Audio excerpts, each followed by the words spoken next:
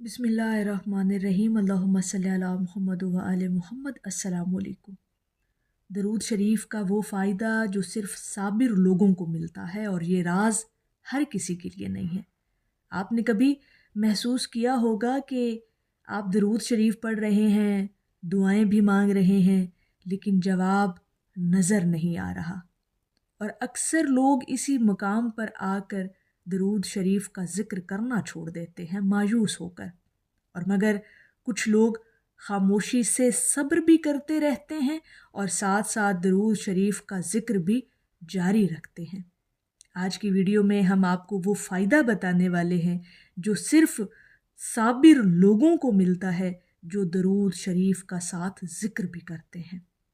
दरूद शरीफ एक ऐसा अमल जिसमें बंदा बराह रास्त हुज़ूर अलैहिस्सलातु वस्सलाम की निस्बत से अल्लाह रब्बुल इज़्ज़त की बारगाह में हाजिर हो जाता है। और जब बंदा अल्लाह की बारगाह में पेश होता है तो दिल की हालत बदल जाती है, और जब दिल की हालत बदलती है तो नतीजा भी बदल जाता है। देखें, असल में सब्र है क्या, सब्र होता क्या है, साबिर लोग कैसे होते हैं। सब्र का मतलब खामोश रहना नहीं, सब्र का मतलब ये है कि तकलीफ़ हो मगर शिकायत ज़ुबान पर ना आए, देर हो मगर बदगुमानी दिल में पैदा ना हो। और साबिर शख्स हमेशा अल्लाह रब्बुल इज़्ज़त की बारगाह में ये दुआ करता रहता है कि या अल्लाह, मैं मांग रहा हूँ मगर तुझ पर भरोसा भी कर रहा हूँ। यही वो मकाम है जहाँ दरूद शरीफ न सिर्फ एक अमल बल्कि एतमाद की ज़ुबान बन जाता है। सिर्फ उन लोगों के लिए जो लोग दरूद शरीफ का जिक्र भी करते हैं और साथ सब्र भी करते हैं और बुलंद हौसलों वाले भी होते हैं।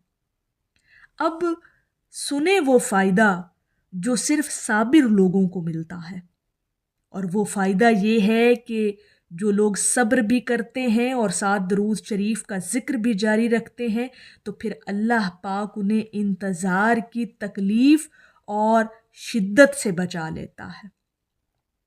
फिर अल्लाह पाक उन्हें इंतज़ार की जो अज़ियत है उसमें से निकाल लेता है।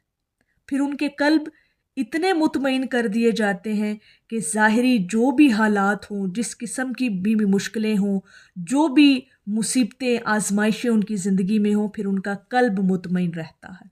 फिर इंतज़ार की घड़ियों में वो पिसते नहीं रहते, अज़ियत में नहीं रहते, तकलीफ़ में नहीं रहते। ये सबसे बड़ा फ़ायदा उस बंदे के लिए है जो सब्र भी करता है और दरूद शरीफ का ज़िक्र भी करता है। और अल्लाह पाक साबिर शख्स के दरूद पाक को कबूलियत के दर्जे में रख देता है। चाहे फौरी जवाब न दे, लेकिन उनका पढ़ा हुआ दरूद पाक कबूलियत के दर्जे पर पहुंचा दिया जाता है।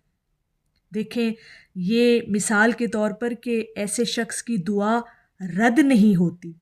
उनकी दुआ में अगर ताख़ीर है तो इसका मतलब ये नहीं कि सज़ा है, और ख़ामोशी के अंदर फिर अल्लाह रब्बुल इज़्ज़त की नाराज़गी नहीं है। ये चीज़ें अल्लाह पाक की तरफ से ख़ामोश तैयारी होती हैं उस शख्स के लिए जो बंदा दरूद पाक का ज़िक्र भी करता है और साथ साथ सब्र भी करता है, कभी हिम्मत नहीं हारता। और ऐसा बंदा जो दरूद शरीफ कसरत से पढ़ता है और साथ साथ अपनी आजमाइशों पर सब्र भी करता है, अपनी तकलीफ़ों पर सब्र करता है, तो ऐसा बंदा नुकसान से बचा लिया जाता है, गलत रास्तों से मोड़ दिया जाता है और आखिरकार ऐसे मुकाम पर पहुंचा दिया जाता है जहां वो कभी सोच भी नहीं सकता। ये चीज़ें उन लोगों को हासिल होती हैं, ये फ़ायदा उस बंदे को हासिल होता है जो सब्र भी करता है और दरूद पाक का ज़िक्र भी अपनी ज़ुबान पर जारी रखता है। ये साबिर लोगों का दरूद पाक का फ़ायदा है, जो लोग दरूद पाक का ज़िक्र अपनी ज़िंदगियों में शामिल रखते हैं।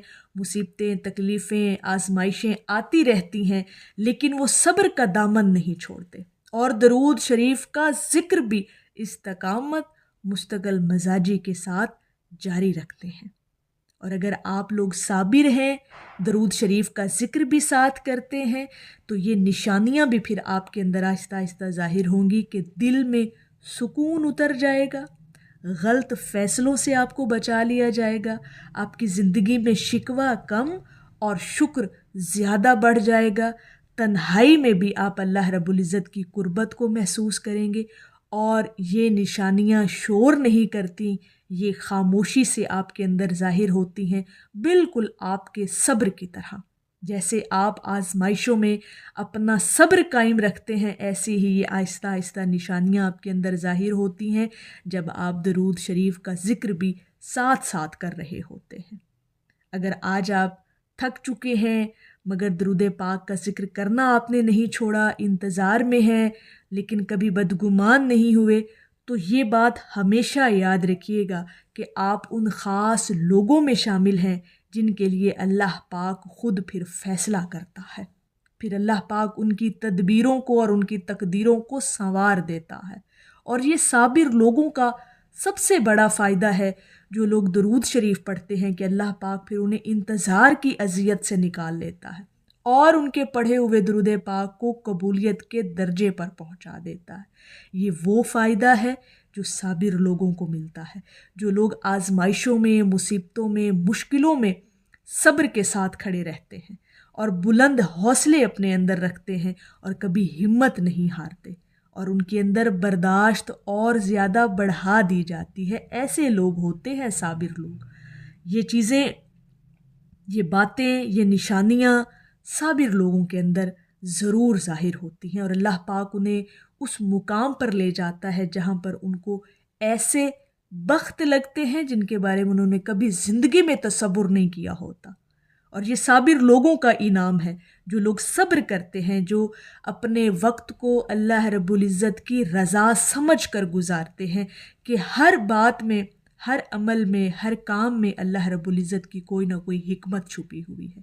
اور یہ صبر بھی انہی لوگوں میں منتقل ہوتا ہے جو لوگ درود پاک کو مستقل مزاجی کے ساتھ پڑھتے رہتے، جو درود شریف کو اپنی زندگی کا ہمیشہ کے لیے حصہ بنا لیتے ہیں۔ پھر صبر خود بخود ان کے اندر آ جاتا ہے، پھر اللہ پاک کی رضا میں وہ راضی ہو جاتے ہیں ایسے لوگ۔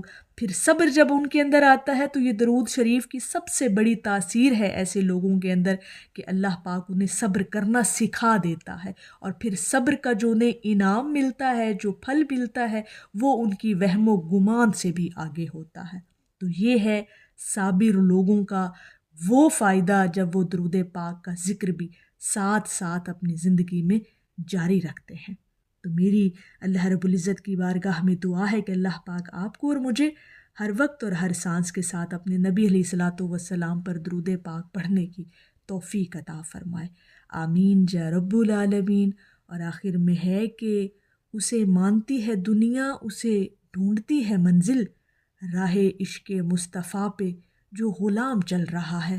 ایک دفعہ محبت سے پڑھ لیجئے، صلی اللہ علیہ حبیبہ محمد و آلہ وسلم۔